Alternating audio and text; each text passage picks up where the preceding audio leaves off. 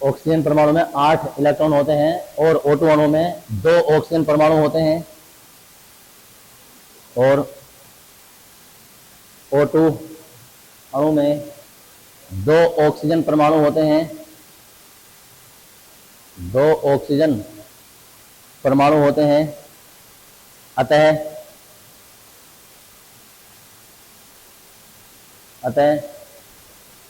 O2 अणु में कुल इलेक्ट्रॉनों की संख्या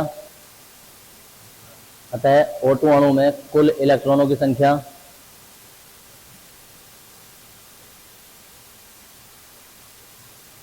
कितनी हो जाएगी?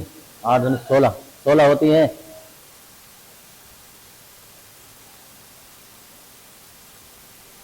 जिनका आणविक इलेक्ट्रॉनिक विन्यास निम्नलिखित है,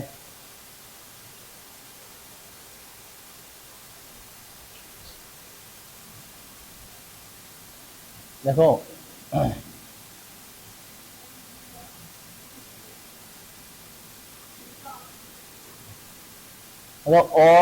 ये 1s2 2s2 और 2p4। तो हम ना अंतिम कक्षा बनाएंगे, फिर सारी नहीं बना रहे, मतलब एक छोड़ लें, अंतिम कक्षा, क्योंकि बंद बनाने की क्रिया में अंतिम कक्षा भाग लेती है, इसलिए हम सिर्फ अंतिम कक्षा बनाएंगे। तो अंतिम कक्षा में 2s और 2p बनाने हैं बस।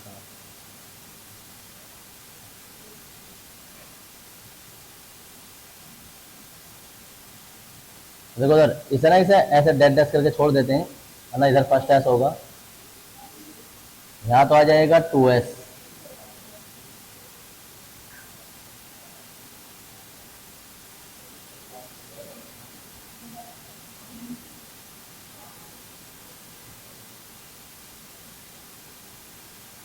देखो 2s, ये 2s है, ये 2s है, और जी इसके बाद आ जाता है 2p।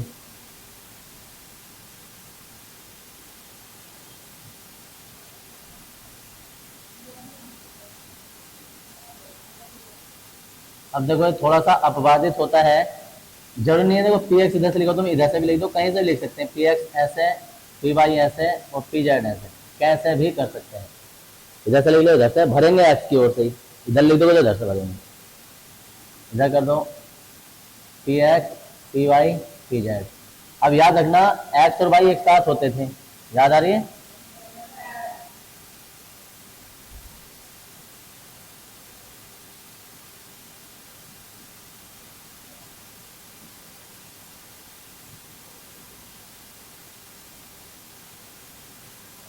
ये हो गया पाई 2px और पाई 2py, और जेड जो था वो ऊपर बनता था, लेकिन ऑक्सीजन में इसकी ऊर्जा जो है वो कम हो जाती है, जिस कारण ये नीचे बनता है,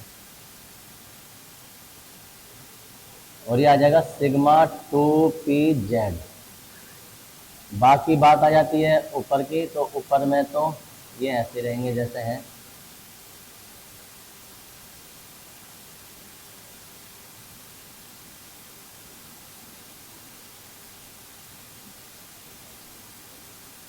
पाई 2px पाई 2py सिग्मा 2pz, और ये सब स्टार वाले। ये है सिग्मा 2s, ये है सिग्मा स्टार 2s, बाकी इनके नाम हो गए हैं। इसमें जो इलेक्ट्रॉन है वो 2 हैं, इसमें भी इलेक्ट्रॉन 2 हैं। इसमें कितने हैं? देखो एक्स ओर से 1 2 3 और ये 4, ऐसे ही 1 2 3 और ये 4। अब जो इलेक्ट्रॉन भरे जाएंगे ना, वो यहाँ से भरे जाएंगे, याद रखना, ऊपर से नहीं भरे जाएंगे। कभी तुमको एक्स में भरे जाएंगे, ऊर्जा इसकी कम है तो नीचे से ऊपर को भरे जाते हैं, तो पहले इसमें भरे जाएंगे। तो एक इलेक्ट्रॉन इसमें आएगा, ऐसे एक उधर से आ जाएगा, फिर ऐसे अभी एक एक, फिर डबल डबल हो गए। कितने खर्च हो गए? 6। अभी एक एक बचा होगा, तो एक यहाँ और एक यहाँ, ऐसा हो गया। इसकी बात करें तो ये तो पूरे पूरे आ जाएंगे। यहाँ से एक लाइन डिवाइड कर देंगे, यहाँ से एक लाइन डिवाइड कर देंगे। ये तो है परमाणविक ऑर्बिटल,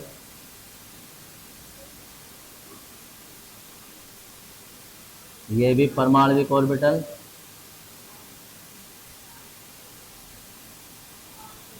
और ये है आणविक ऑर्बिटल।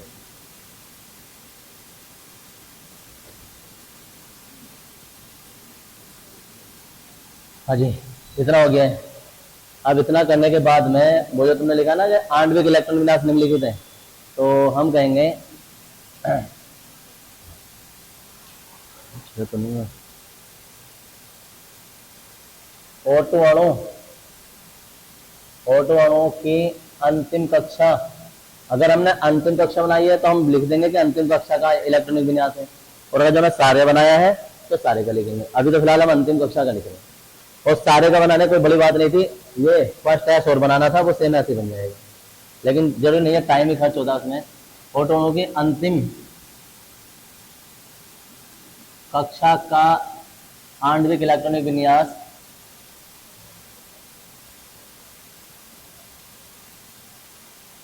विन्यास और यहां से आ जाएगा, देखो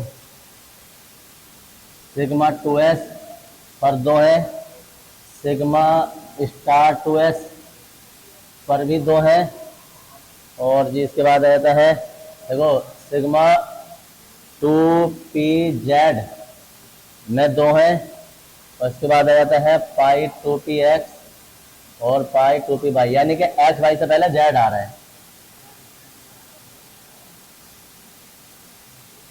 और जी इसके बाद में पाई 2px स्टार वाला और पाई 2py स्टार वाला, इसका भी एक है, इसका भी एक। हो गया तक। अब आ जाती है आबंध क्रम। आबंध क्रम या आबंध कोटि। एग्जाम में तुम कोई सा एक नाम लिखना है, दोनों नहीं लिखने में, तो मैं बार बार बता रहा हूँ, और वो आ जाएगा NB minus NA upon 2। NB कितना है बॉन्डिंग इलेक्ट्रॉन, और NA कितने हैं एंटी बॉन्डिंग इलेक्ट्रॉन। तो बॉन्डिंग कहीं है 2 4 6 8, तो ये तो हो गए 8। एंटी बॉन्डिंग है 2 और 2 4। तब हम कहेंगे आबंध क्रम, देखो आबंध क्रम यहाँ 8 में से 4 जाएगा बटे 2, 4 बटे 2 बटे 2, यानी कि ऑक्सीजन और ऑक्सीजन के मध्य डबल बंध होगा।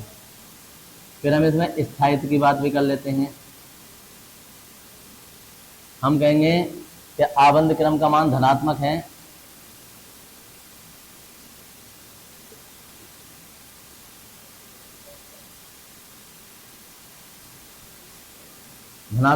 अतः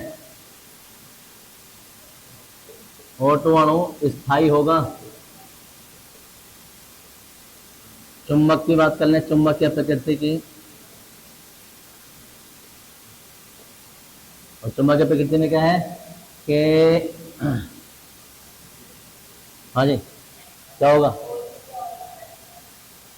नहीं वो तो बताएंगे, ये बताओ कि चिपकेगा नहीं चिपकेगा, अनुचुंबकीय होगा प्रतिचुंबकीय होगा, क्यों होगा अनुचुंबकीय क्यों होगा, या प्रतिचुंबकीय क्यों होगा,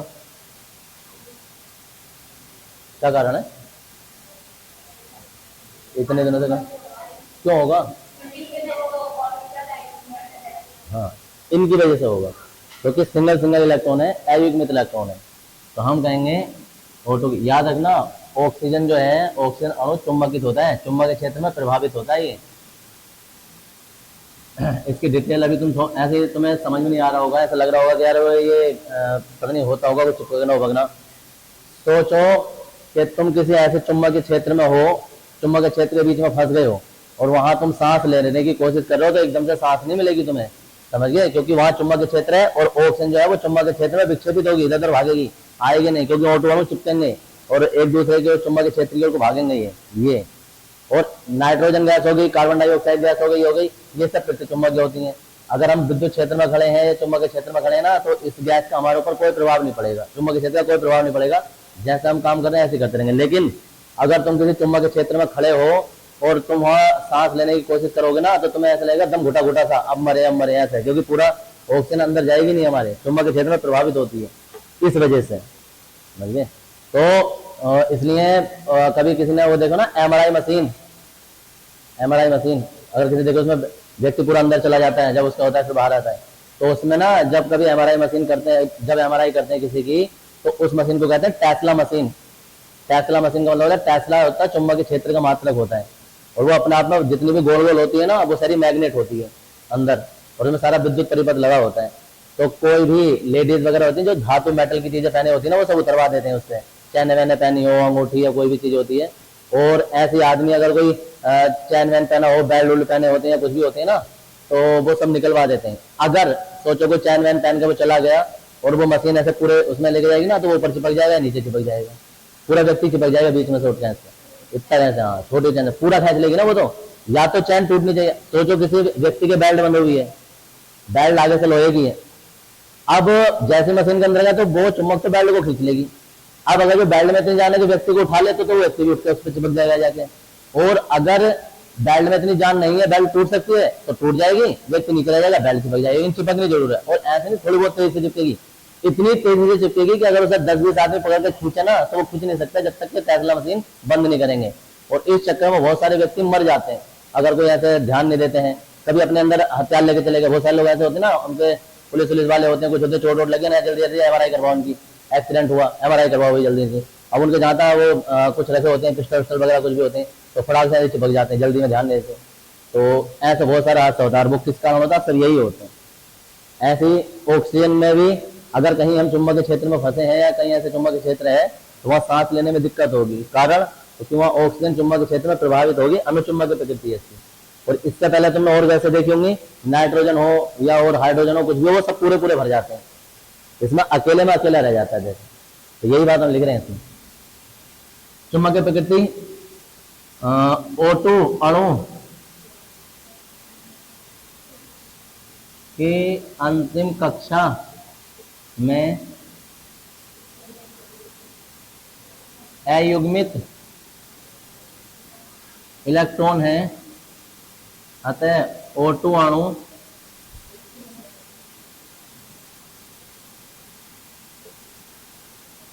अनुचुंबकीय होगा। तो ये हिंदी तुमने लिख ली थी, शुरू हो जाओ जरा इसमें।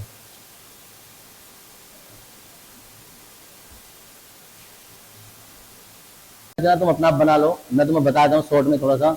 एफ में ज्यादा कुछ नहीं होता है, एफ मतलब फ्लोरीन अणु की संरचना। एफ का होता है 9, तो 1s2 2s2 2p5। पहले उसमें ऑप्शन में कितने थे, 4 थे, इसमें एक बढ़ जाता है बस। जब एक बढ़ जाता है तो इलेक्ट्रॉनिक विन्यास यही होगा, 5 करने इसमें, 5 मतलब यहाँ 5 हो जाएंगे और यहाँ 5 हो जाएंगे, तो फिर इसमें एक एक इलेक्ट्रॉन और बढ़ जाएगा, एक ही हो जाएगा और एक ही हो जाएगा, ये पूरा पूरा भर जाएगा बस। तो इसमें ये जो संख्या हो जाएगी ना, ये 6 हो जाएगी, 6 हो जाएगी, तो ये 6 हो जाएगी, ये 2 हो जाएगी, डिवाइड करके ये 1 आ जाएगी, यानी एफ में और एफ में एकल बंद होगा। और आवन क्रम धनात्मक, ये धनात्मक है तो अणु स्थायी होगा। और चुंबक की प्रकृति देखो, अंतिम कक्षा में कोई भी इलेक्ट्रॉन युग्मित नहीं है, तो सभी इलेक्ट्रॉन युग्मित हैं, अतः ये जो होगा प्रतिचुंबकीय होगा। ऐसे करना।